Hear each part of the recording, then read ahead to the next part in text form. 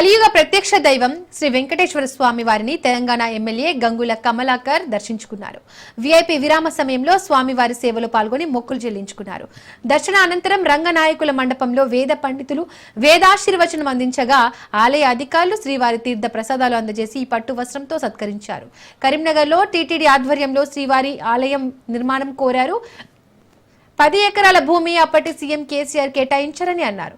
ఆ స్థలం టీటీడీ పేరు మీదుగా బదిలీ చేసి ఆలయ నిర్మాణానికి టెండర్లకు కూడా ఆహ్వానం పలికారని తెలిపారు. కానీ గత 2 ఏళ్లుగా పనులు మాత్రం ప్రారంభం కాలేదని చెప్పారు. తెలంగాణలో శ్రీవారి భక్తులు అధికంగా ఉన్నారని వెనువెంటనే కరీంనగర్లో శ్రీవారి ఆలయం నిర్మాణం ప్రారంభించాలని కోరారు.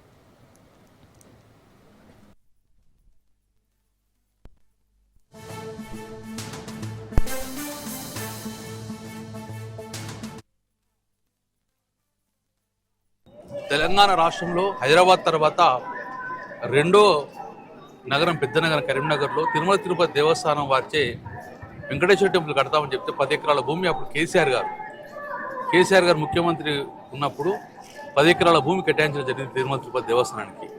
టీటీడీ వారి పైన రిజిస్ట్రేషన్ అయింది, టెండర్ కూడా కాల్ఫర్ అయింది, కాంట్రాక్టర్ ఏజెన్సీ కూడా కన్ఫర్మ్ అయింది. కానీ ఎందుకో 2 సంవత్సరాలే ఇంతవరకు పని మొదలు కాలేదు.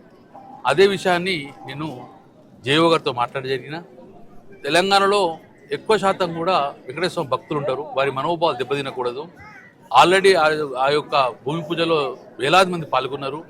బట్ ఇప్పుడు కూడా టెంపుల్ కడతలేని ఒక ఆలోచన ఉన్నారు ప్రజలు. కాబట్టి వెనువెంటనే దాన్ని ఇమ్మీడియట్గా ఇక్కడ ముఖ్యమంత్రి గారు చంద్రబాబు నాయుడు గారు మరియు ఈ యొక్క జేఓ మన టీటీడీ పాలక మండలి మొత్తం కూడా ఇంటర్ తీసుకొని ఆల్రెడీ టీటీడీచే దాన్ని భూమి పూజ కార్యక్రమం చేశారు. ఇక్కడ పండితులు తిరుమల తిరుపతి దేవస్థానం నుంచి పండితులు వచ్చారు, అప్పుడు చైర్మన్ గారు వచ్చారు. అందరిచే అద్భుతంగా మేము భూమి పూజ చేసుకున్నాం. కానీ ఇంతవరకు అక్కడ పనులు స్టార్ట్ కాలేదు. కాబట్టి డెఫినెట్గా పనులు తొందరగా స్టార్ట్ చేయాలి, లేకుంటే నమ్మకం కోల్పోతే ప్రజలకు. అటువంటి నమ్మకం కోల్పోకుండా వెనువెంటనే టీటీడీ చేయాలని చెప్పి రిక్వెస్ట్ చేసి జరిగింది. డెఫినెట్గా త్వరలోనే అవసరమైతే ముఖ్యమంత్రి చంద్రబాబు నాయుడు గారు కలుస్తాము.